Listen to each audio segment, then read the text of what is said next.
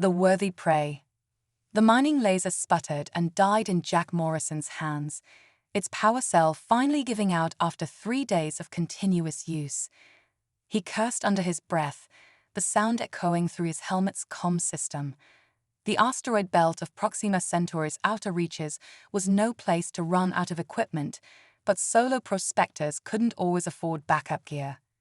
"Just need one more vein," he muttered, tapping the laser's housing. The crystalline deposits he'd been tracking were worth enough to finally upgrade his ship's life support system, maybe even spring for that neural navigation interface he'd been eyeing. The first sign something was wrong came as a slight vibration through his magnetic boots. Jack looked up from the laser, and his blood ran cold. Stars were disappearing, blotted out in a systematic pattern that could only mean one thing. A massive ship was dropping its stealth field. When it fully materialized, the vessel hanging above him seemed to drink in what little light reached this far from the system's star. Its hull was an intricate maze of overlapping plates, like the scales of some ancient sea creature. Red lights pulsed along its length in a hypnotic rhythm, and as Jack watched, massive doors began to iris open along its ventral surface. "Oh hell," Jack breathed, already knowing what this meant. Everyone in the outer colonies knew the stories. The Nexus hunters didn't waste time on small prey, but when they chose a target, escape was virtually impossible. He kicked off from the asteroid's surface, letting his suit's maneuvering thrusters carry him toward his ship. It was a futile gesture. His small prospecting vessel might as well have been a rowboat trying to outrun a hurricane, but human instinct demanded he try. The tractor beam caught him halfway there. It didn't feel like any tractor beam he'd encountered before. Instead of a harsh, grinding pull, this was more like being caught in amber.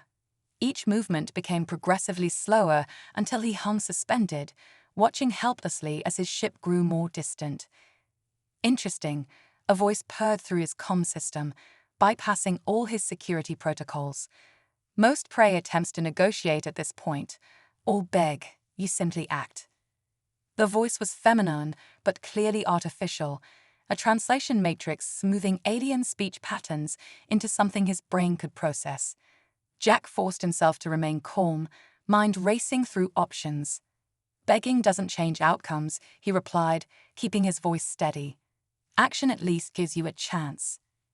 A sound came through the comm that might have been laughter. Well-reasoned human. "Perhaps you'll prove more entertaining than the usual quarry." The tractor beam began to pull him toward the massive ship. As he drew closer, he could make out more details of its construction. What he'd initially taken for simple armor plating was actually an intricate network of sensor arrays and weapon ports. This wasn't just a hunter's vessel, it was a mobile fortress. The iris doors swallowed him whole, and Jack found himself in a cavernous bay that seemed designed to process captured prey. Various chambers lined the walls, some transparent, others opaque, all currently empty. The tractor beam deposited him with surprising gentleness onto a circular platform. "Atmosphere is compatible with your physiology," the voice informed him. "You may remove your helmet." Jack considered refusing, but a quick check of his suit's sensors confirmed the air was breathable. More importantly, his oxygen reserves were running low. Sometimes survival meant calculated risks. He unsealed the helmet, taking a cautious breath. The air was cool and crisp, with a slightly metallic taste. "Very good," the voice approved. "Already you show more sense than many. Step forward, Jack Morrison." He didn't bother asking how they knew his name. The Nexus Hunters intelligence network was legendary. Instead, he focused on memorizing every detail of his surroundings as he walked forward. The platform led to a short corridor that seemed to shift and adjust its dimensions as he moved, ensuring he could only go in one direction. The corridor opened into what could only be described as a throne room, though that term failed to capture its alien grandeur. The chamber was a perfect sphere, with gravity seemingly oriented to whatever surface you stood upon. Dozens of figures moved across the walls and ceiling as easily as the floor, all of them wearing variations of the same sleek armor. But it was the figure seated in the center of the chamber that commanded attention. She sat upon a chair that seemed to be composed of flowing liquid metal, her form both powerful and graceful. Her skin was a deep violet that seemed to shift patterns in the light, and her eyes were spiral galaxies of silver and gold. When she moved, it was with the liquid grace of an apex predator. "I am Zarok," she announced, her actual voice matching the translated version he'd heard earlier. "Guild Master of the Nexus Hunters. And you, Jack Morrison, have attracted our attention." Jack stood straight, meeting her gaze. If these were his final moments, he'd face them with dignity. "I wasn't aware solo prospectors warranted the attention of the galaxy's elite hunters." Zorok's lips curved in what might have been a smile. "You misunderstand. We are not here to hunt you. We are here to test you." She rose from her seat, and Jack realized she stood nearly 8 feet tall. Her armor seemed to flow around her like quicksilver as she descended to his level. The other hunters in the chamber had stopped their activities, all attention focused on their interaction. "We've been watching you, Jack Morrison. 3 solar cycles of successful solar prospecting in territories have claimed the lives of entire crews. Survival against void pirates in the Carina Nebula. Even a remarkable incident with a quantum leech that should have ended with your death." She began to circle him, her movements so smooth she seemed to glide. "But what truly caught our attention was your method of hunting. You don't simply find resources, you predict them. You read the patterns of space itself, turning understanding into action. That is the mark of a true hunter." Jack's mind raced. The Nexus hunters were known for taking trophies, not recruits. This had to be some kind of elaborate game before they killed him. Yet there was something in Zarok's voice that suggested genuine interest. "What exactly are you proposing?" he asked carefully. Zorok completed her circuit around him and stood before him once more. "The galaxy is changing, Jack Morrison. New threats emerge from the dark between stars. Old methods may not be enough to face them. Perhaps it is time for the Nexus hunters to evolve, to incorporate new perspectives." She gestured, and a holographic display materialized between them, showing a series of increasingly complex geometric patterns. "Face our trials. Prove your worth. Survive, and you may find yourself hunting among the stars rather than merely scratching their surface. And if I refuse, then you return to your ship, free to go, though you will never have another opportunity to join our ranks." She tilted her head, studying him. "But you won't refuse. I see it in your eyes. The same hunger that drives all true hunters. The desire to test yourself against the impossible." She was right, down her. Even as his logical mind screamed about the risks, something deeper stirred at the challenge. This was what he'd left Earth for, not just to survive in space, but to thrive there. "What's the first trial?" Zarok's smile widened, showing teeth that gleamed like polished steel. "The Beast Arena. But understand this, from the moment you accept, you will be hunted. Every hunter in this guild will test you, challenge you, push you to your limits. Some may even try to break you. Your trials begin not with the arena, but now." As if on cue, Jack felt the attention of every hunter in the chamber intensify. The air seemed to crackle with predatory energy. He straightened his spine, squaring his shoulders. "Then let's not waste time." Zorok made a gesture, and a door arised open in the chamber's wall. "Through there you'll find quarters to rest and prepare. The arena trial begins in 6 hours." She stepped closer, her voice dropping to a near whisper. "Impress me, Jack Morrison. Show me humanity deserves a place among the stars' greatest hunters." As Jack walked toward the indicated door, he could feel dozens of eyes tracking his movement. He'd just volunteered to face challenges that had likely killed countless aliens stronger and more advanced than himself. But with each step, his resolve strengthened. He'd crossed the void between stars to prove humanity's worth in the galaxy. Now he'd have his chance. The door sealed behind him with a sound of finality. His new quarters were sparse but functional, with various devices he couldn't begin to identify. A display on one wall showed a countdown to his first trial.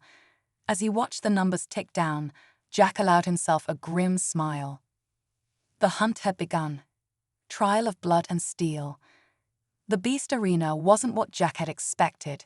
Instead of a traditional gladiatorial pit, he stood at the edge of what appeared to be a massive biodome, its transparent ceiling arching hundreds of meters overhead.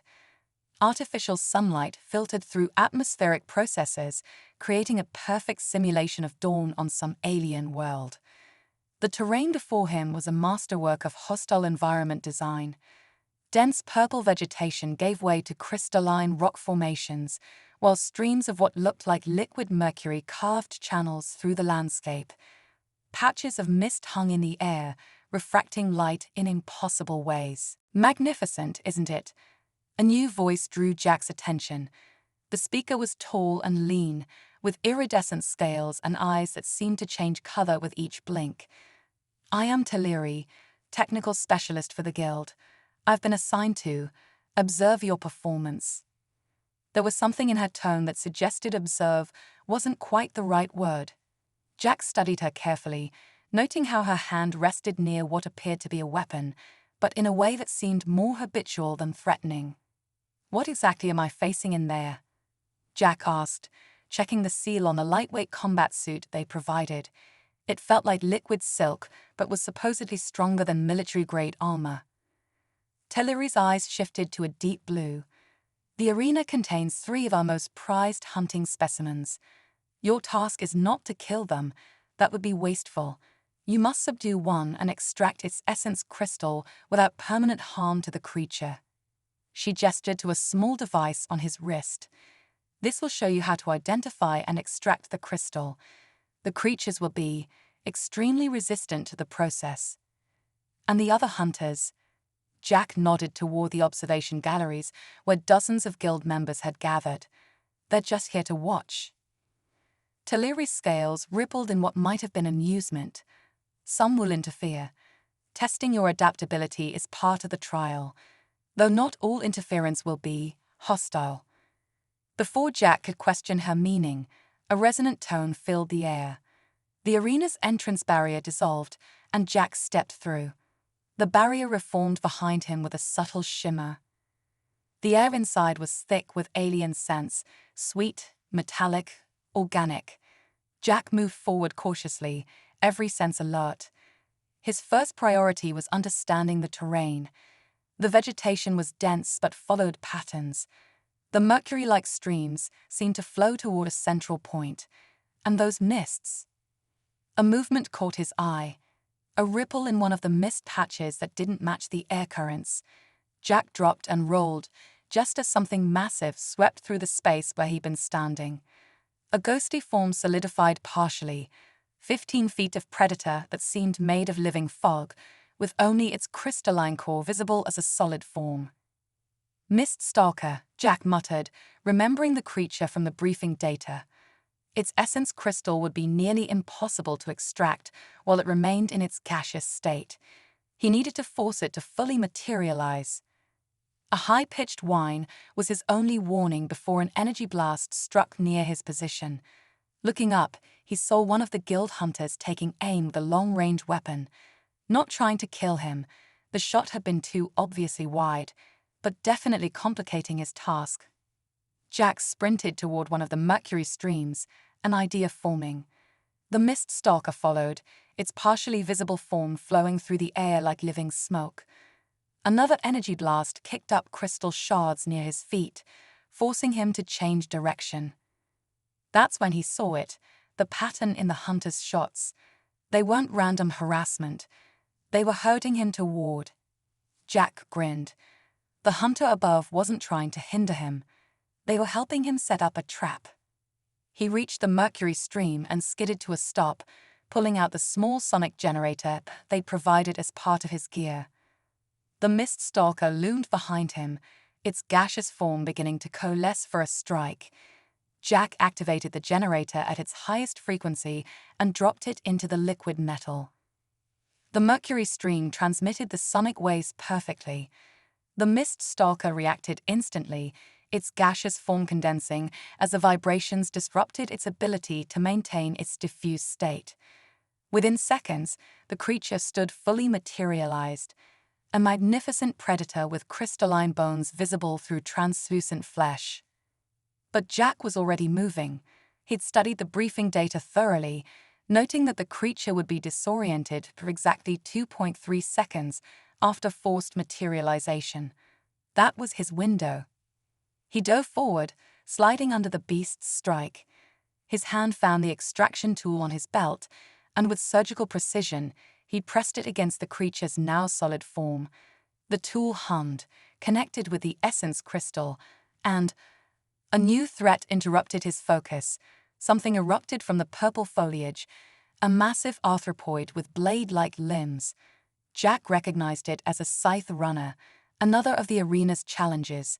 But he couldn't release the extraction tool now, not when it was seconds from completing its task. The sound of energy weapons fired again, but this time multiple beams struck the scythe runner, staggering it just long enough for Jack to complete the extraction. The essence crystal came free with a subtle chime, and the mist stalker collapsed, already beginning to dissipate back into its gaseous state. Jack rolled away, crystal clutched tight, as the scythe runner recovered its balance. He caught a glimpse of Teleri in the observation gallery, her weapon still trained on the arena. Their eyes met briefly, and she inclined her head slightly. But there was no time to acknowledge the assistance. The scythe runner was already charging, its blade limbs leaving glowing trails in the air. And somewhere in the arena, a third creature waited to test him. Jack tucked the essence crystal into a secure pocket and readied himself. He'd passed the first part of the trial, but he knew this was far from over. The real test wasn't just surviving. It was proving he could think like a hunter, adapt like a hunter, and most importantly, understand when to accept help from other hunters. As if reading his thoughts, the scythe runner's blades began to glow with increasing intensity. Jack allowed himself a small smile. Time to show these aliens what human ingenuity could really do. The creature charged, and the next phase of the trial began. In the observation gallery, Zoruk watched with growing interest as the human faced the scythe runner. She noted how quickly he'd understood the subtle aid offered by the guild hunters, how efficiently he used the environment to his advantage. But it was the look in his eyes that truly caught her attention, not just determination to survive, but actual enjoyment of the challenge. Perhaps, she murmured to herself, humanity is ready for a place among the stars' elite after all. Below, Jack Morrison prepared to prove her right. The mind's edge.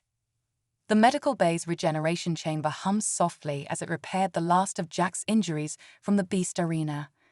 Through the translucent healing field, he could see Teleri working at a nearby console, her scales shifting through shades of green and blue as she concentrated. "Your performance was unexpected," she said without looking up. "Especially your recognition of hunter signals. Most candidates focus solely on survival." The healing field dissolved, and Jack sat up, testing his restored muscles. "On Earth, we have a saying, no one hunts alone. Even solo predators are part of a larger ecosystem." Interesting philosophy for a species that breeds conflict. A new voice cut through the air like a blade. Kexthor stepped into the medical bay, his biomechanical augmentations gleaming under the lights. The elite hunter's reputation preceded him, known for both his skills and his disdain for non-guild species. "Yet here you are," Jack responded carefully, considering a human for membership. Kexthor's artificial eyes whirred as they focused. "The guild master's fascination with primitive species will pass. Tradition exists for a reason." Before the tension could escalate, Teleri intervened. "The next trial awaits. The Chamber of Patterns calls." Jack followed her from the medical bay, aware of Kexthor's gaze boring into his back. As they walked through the guild station's curved corridors, he noticed subtle changes in the other hunters' behavior. Where before they had watched him with pure predatory assessment, now there were nods of acknowledgement, even the occasional gesture of respect. "You've sparked something," Teleri said quietly.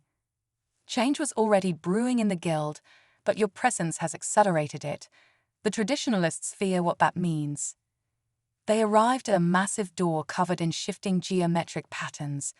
Tillery placed her hand on a sensor panel, and the patterns began to flow faster. The chamber of patterns tests more than intelligence, she explained. It challenges your ability to see beyond the obvious, to understand the deeper rhythms of the hunt. Many candidates never emerge.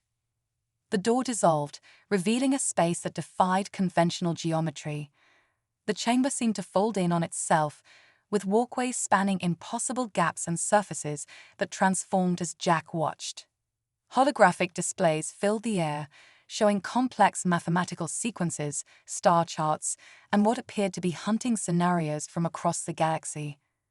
"Begin when ready," Tillery said, stepping back. "Remember, everything you see is connected. Find the pattern that binds it all together." Jack moved forward, studying the displays. Star charts shifted to show predator migration routes. Mathematical sequences described the growth patterns of prey species. Each piece of data seemed to flow into the next, forming a vast web of interconnected information. As he delved deeper into the chamber, the displays began to react to his presence. New patterns emerged, responding to his movements and choices. He realized the chamber wasn't just testing his ability to recognize patterns, it was learning from him, adapting to his thought processes. Hours passed as Jack worked through increasingly complex puzzles.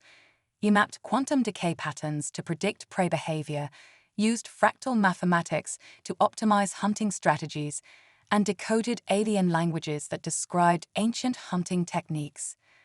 But something nagged at him. Beneath the obvious challenges, he sensed another pattern forming. The data wasn't just about hunting, it told a story about the guild itself. "The patterns are changing," he said aloud, knowing Tillery was still watching. "The traditional hunting methods, they're becoming less effective. New prey species are evolving faster than the guild can adapt. That's why you're looking outward now." He turned to face her. "But it's more than that. These patterns show something else. A threat coming from beyond known space, something that hunts the hunters."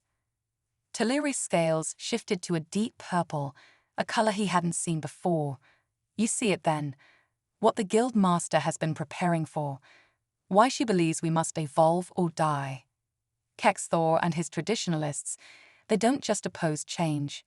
They're actively working against it. Jack's mind raced, connecting more pieces. The patterns in the guild's recent hunts, the distribution of resources, the unusual assignments. There's a saboteur in the guild's highest ranks. The chamber's displays suddenly shifted, all converging on a single point. A new pattern emerged, one that made Jack's blood run cold. It showed the projected path of something massive moving through deep space, consuming everything in its path, and it was headed straight for known space. "The Great Devourer," Tillery whispered.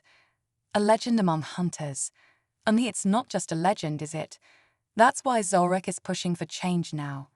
Why she's willing to risk everything to bring new perspectives into the guild." Jack studied the projection carefully. These calculations, the trajectory isn't natural. Something's guiding it. Or someone. Tillery moved closer, her voice dropping to barely a whisper. "Be careful with that knowledge, Jack Morrison. Some truths are more dangerous than any beast in the arena." The chamber's displays began to fade, signaling the end of the trial, but Jack's mind was racing with implications. He wasn't just being tested for membership anymore, he'd stumbled into the middle of a power struggle that could determine the fate of the galaxy. As they left the chamber, Jack caught glimpses of other hunters watching him with new intensity. He'd passed the trial, but he also shown he could see the deeper patterns, the ones some members of the guild wanted to keep hidden. "Rest while you can," Tillery advised as they reached his quarters. "The next trial will test more than your mind or body. It will test your heart." Jack nodded, but his thoughts were already turning to the larger game at play. He'd come to the guild seeking a place among the star's greatest hunters. Instead, he'd found himself at the center of a battle for the galaxy's future. As the door to his quarters sealed, he began to plan. The hunt had taken on new meaning now. And this time, he wasn't just the prey. He was becoming a hunter in his own right. In her private chambers, Zarok reviewed the trial's data with satisfaction. He sees the patterns within the patterns, she murmured to herself. Perhaps humanity will prove to be the catalyst we need. The hunt continued, but the game had changed. The true test was yet to come. Hunter's heart. The combat chamber was a sphere of perfectly smooth obsidian, its surface occasionally rippling like liquid glass. Jack stood in its center, dressed in the guild's traditional hunting armor, which had been modified to fit human physiology. The suit responded to his movements like a second skin, its neural interface allowing him to feel the space around him in ways human senses never could. The trial of blades, Teleri announced from the observation pod, is not about victory. It is about understanding. Her scales had taken on a silvery sheen that Jack had learned indicated concern. You will face 3 of our blade masters. Remember what we discussed? Jack nodded, recalling their conversations over the past days. Teleri had spent hours helping him understand the guild's combat philosophy, her teaching methods becoming increasingly personal as their time together grew.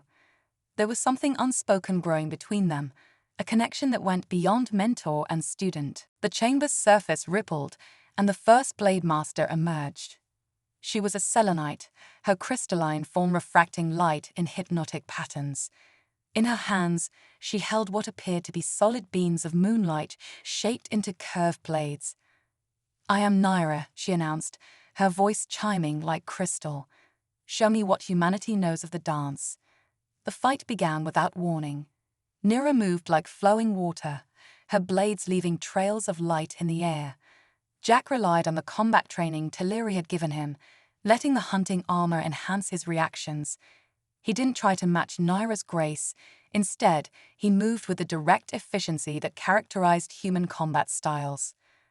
"Interesting," Naira commented as their blades met in a shower of sparks.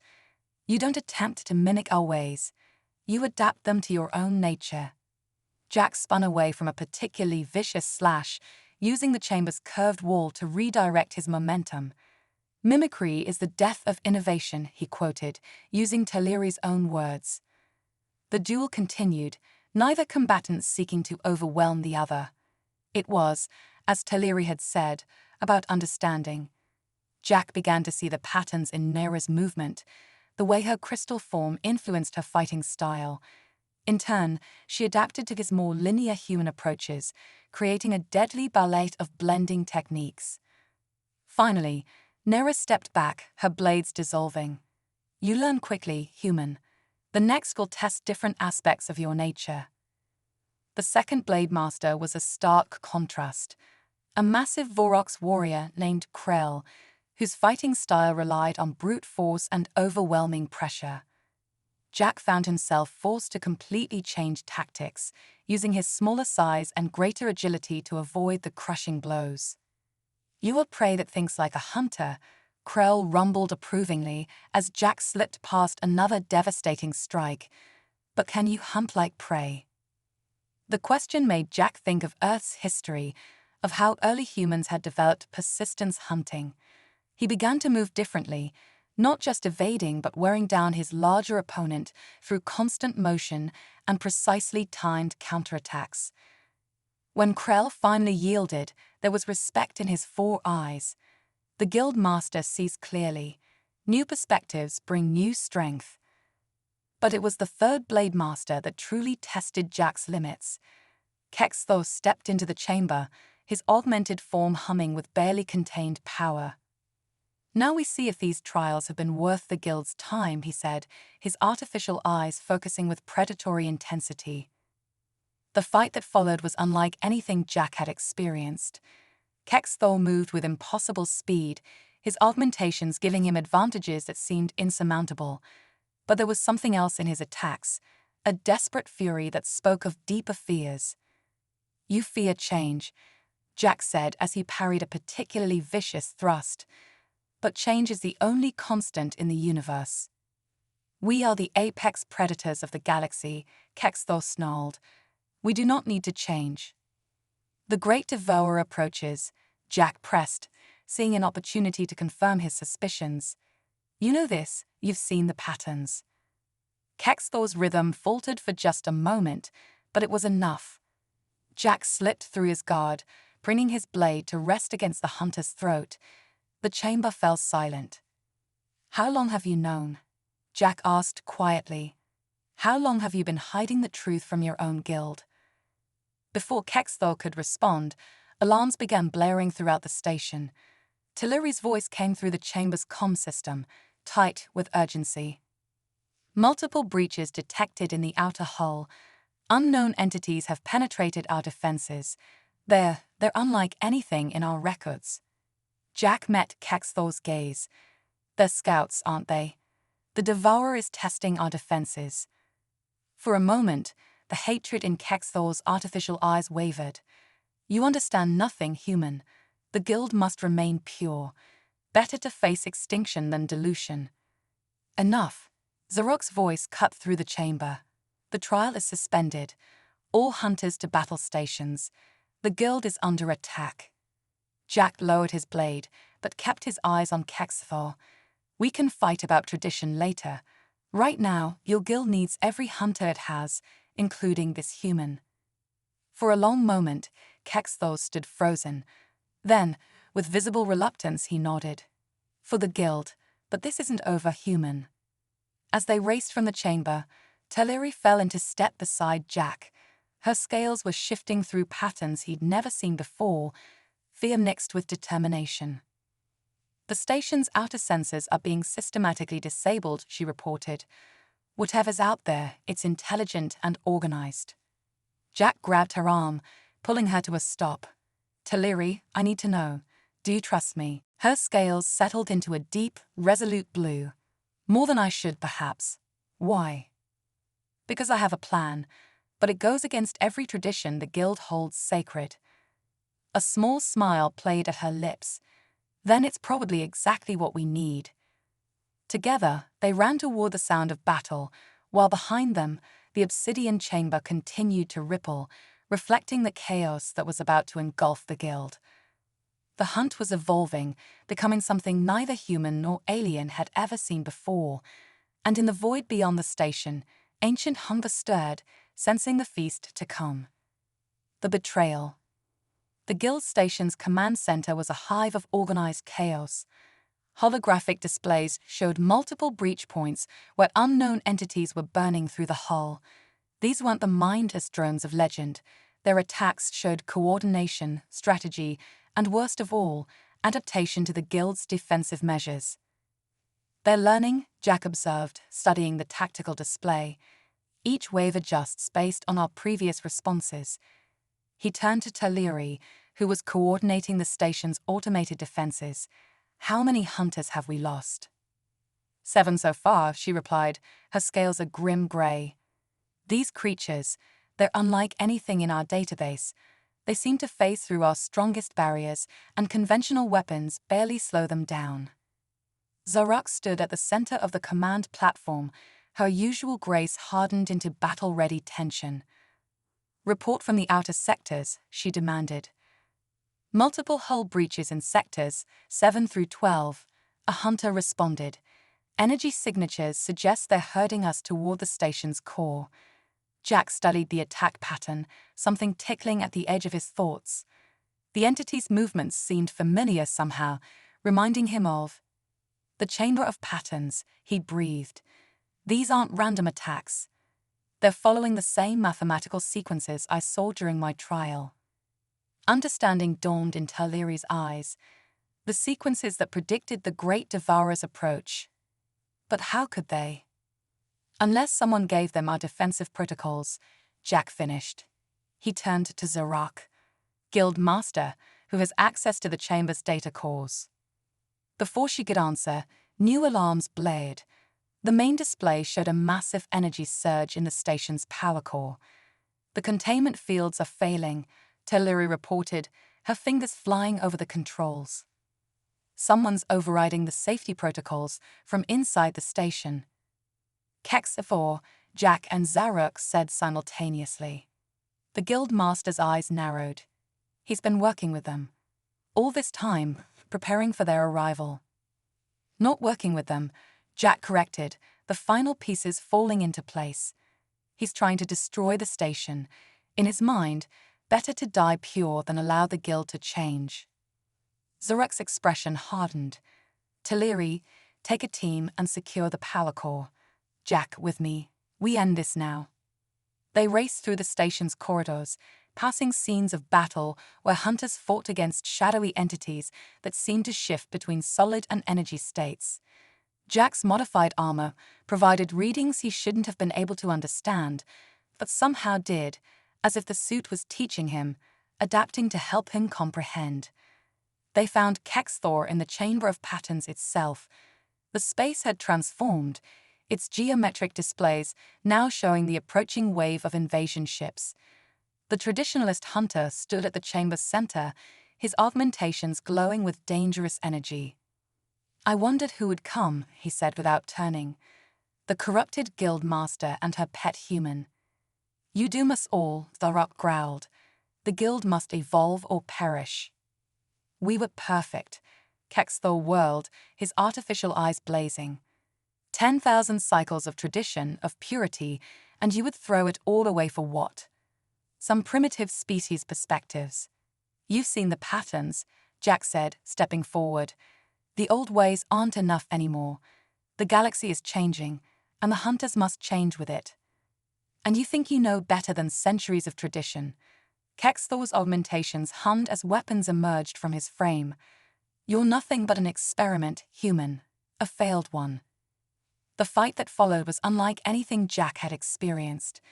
Kexthor's augmented form unleashed weapons that seemed to bend reality itself, while Zorok moved with the deadly grace of a master hunter. Jack found himself forced to improvise, using the chamber's shifting geometry to his advantage. The containment field is critical. Teleri's voice came through their comms. Whatever you're going to do it fast. Jack noticed something as they fought. The chamber was responding to their movements, its patterns shifting and flowing. Not just responding, but predicting. And then he understood. Guild Master, he called out, dodging another reality-warping blast. The chamber isn't just for testing, it's a weapon. Zorok's eyes widened in understanding. Together, they began to move in specific patterns, their movements causing the chamber's displays to align in new configurations. The geometry of the space itself began to shift, responding to their synchronized hunting patterns.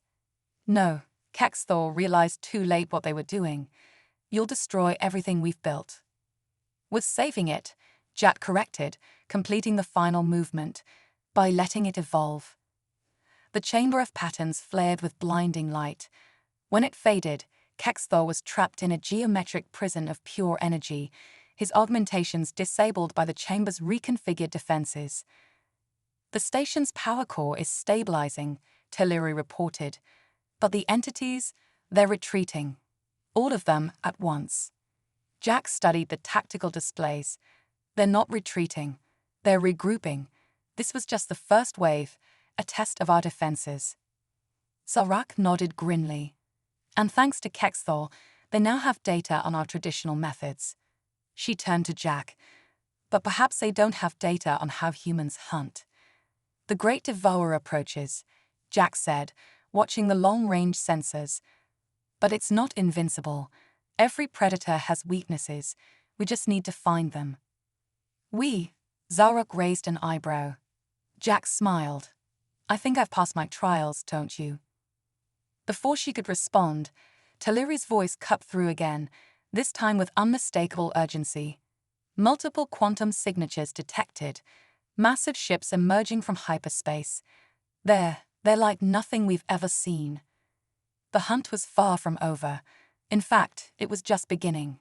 But now, the guild would face it with new strategies, new perspectives, and a human hunter who had proven that sometimes the greatest strength lies in the ability to change. As the station's alarms blared anew, Jack exchanged looks with Zorok. The real test was about to begin. Stars reborn. The guild station's observation deck offered a chilling view of what awaited them. Massive ships emerged from hyperspace like ancient leviathans, rising from the depths, their hulls seemingly composed of living metal that writhed and shifted. The Great Devourer's fleet was unlike anything in recorded history, a perfect fusion of organic and mechanical horror. Beautiful in their own terrible way, Teleri murmured, her scales shifting through patterns of awe and fear as she stood beside Jack. Like watching the birth of a supernova that will consume your world. Conventional weapons would be useless, Zarok stated, studying the tactical displays. The Guild Master's usual composure was steel-hard now, tempered by the approaching crisis. Their adaptive shielding renders traditional attacks obsolete within moments. Jack watched the enemy fleet's movement patterns, his mind racing. The modified hunter armor he wore was feeding him data, helping him see patterns that his human brain shouldn't have been able to process. But something else was happening too. The armor was learning from him, integrating human intuition with alien technology. "We've been thinking about this wrong," he said suddenly. "We're hunters, but we've been preparing to fight a war. That's not what we do." Teleri turned to him, her scales rippling with interest. "Explain." "The Great Devourer is exactly that, a devourer. It's the ultimate predator." Jack gestured to the massive ships. "But what's the one thing every predator fears?" "Becoming prey," Zarok answered, her eyes narrowing as she followed his logic. "You propose we hunt the hunters." "More than that." Jack moved to the tactical display, manipulating the controls with growing confidence. "Look at their formation. It's perfect, too perfect. Every ship moves in absolute synchronization. They're not individual hunters, they're parts of a single organism." Understanding dawned in Toleri's eyes. And like any organism, they have a central nervous system. A brain. "The question is," Zarok mused, "how do we hunt something of this scale?" Jack smiled, and there was something of the predator in his expression now. "We use everything we have. Old traditions and new perspectives, guild technology and human innovation, and most importantly, we use their own nature against them." The next hours were a blur of preparation. Jack's plan was audacious, combining guild hunting techniques with strategies drawn from humanity's long history of turning stronger opponents' strengths against them. The station became a hive of activity as hunters prepared for the most important hunt of their existence. Kexathor, still confined but now willing to listen, provided crucial information about the enemy's initial probing attacks. Their neural network is their strength, he admitted, but it could also be their weakness, if we could disrupt it. "Not disrupt," Jack corrected. "Hijack. Teleri, your technical skills and my human unpredictability. We can do something they'd never expect, make them hunt themselves." The plan took shape. Guild hunters will engage the fleet in seemingly traditional attacks, but these would be feints, designed to reinforce the enemy's confidence in their superiority. Meanwhile, Teleri would work with Jack to create a hybrid interface, combining guild technology with human neural patterns. "It's ready," Teleri announced as she made the final adjustments to Jack's armor. Her fingers lingered on his shoulders, and her scales shifted to a deep, emotional purple. "But the risk, your mind wasn't designed for this level of integration. The feedback could be devastating." Jack caught her hand, holding it firmly. "Sometimes the best hunters have to take the most dangerous risks." He paused, then added softly, "I trust you." Her scales rippled with complex emotions, and then she did something unprecedented. She pressed her forehead to his in the traditional hunter's gesture of deep connection. "Return from this hunt," she whispered. Zarok's voice came through the comm system. "The Devourer's fleet is moving into attack position. All hunters to your stations. Begin Phase 1. The battle that followed would be spoken of for generations to come. Guild ships launched seemingly desperate attacks, drawing the enemy's attention. The Devourer's fleet responded exactly as predicted, their perfect formation shifting to counter each move, their adaptive shields learning and evolving. But they didn't realize they were being taught exactly what the hunters wanted them to learn. Jack stood in the chamber of patterns, now modified into a neural interface hub. The chamber's geometric patterns flowed around him like a living thing as Teleri initiated the connection sequence. "Remember," she said, her voice tight with concern, "you'll only have moments before their system detects and tries to reject you. Make them count." Jack nodded, then closed his eyes as the interface activated. The sensation was indescribable, like having his consciousness stretched across space itself. He could feel the enemy fleet's neural network, vast and alien and hungry. And then he was inside it, his human mind patterns causing chaos in their perfectly ordered system. The Devourer's fleet faltered, their formation wavering for the first time. Jack pushed deeper, using the guild's hunting techniques in ways their creators had never imagined. He turned the fleet's adaptive nature against itself, creating feedback loops of conflicting commands. Ships began to turn on each other, their weapons tearing through shields calibrated to expect attacks from outside, not within. But the strain was enormous. Jack could feel his mind beginning to fragment under the pressure. The enemy consciousness fought back, trying to isolate and destroy this infection in its perfect system. That's when he felt it, another presence in the neural link. Teleri had joined him, her alien thought patterns helping to stabilize his human ones. Then another consciousness joined, and another. The guild's hunters were linking in, adding their strength to his. Even Kexthor, finally understanding that tradition meant nothing without survival, added his centuries of experience to the mesh. The Devourer's fleet began to tear itself apart, its ships attacking each other in a frenzy of confusion. The perfect coordination that had made it unstoppable became its undoing as conflicting commands cascaded through its network. When it was over, when the last of the great ships had fallen silent and the neural network had collapsed, Jack opened his eyes to find himself supported by Teleri's strong arms. "You did it," she whispered, her scales shimmering with joy and relief. "We did it," he corrected, looking around at the gathered hunters. "All of us together." Zarok stepped forward, her presence commanding attention. "Today marks a new era for the Nexus hunters. We have proven that tradition and innovation, when properly balanced, create something greater than either alone." She turned to Jack. "You came to us as a candidate, proved yourself as a hunter, and have now shown us a new way forward." Her lips curved in a rare smile. "The guild is yours to help lead, if you choose to accept." Jack looked at Teleri, saw the hope in her color-shifting scales, then surveyed the other hunters. Even Kexthor gave a grudging nod of acceptance. "The galaxy is changing," Jack said. "New threats will emerge. But now we know that we can change too, adapt and grow stronger." He straightened, feeling the weight of the moment. "I accept." As the hunters celebrated their victory, Jack and Teleri moved to the observation deck, watching the debris of the Devourer's fleet drift against the star-filled background. "What now?" she asked, her scales shifting through patterns he was learning to read as affection. Jack smiled. "Now we hunt, but we do it together, combining the best of all our ways." He turned to her. "After all, the galaxy's full of mysteries waiting to be discovered." "And threats waiting to be hunted," she added with a predatory grin.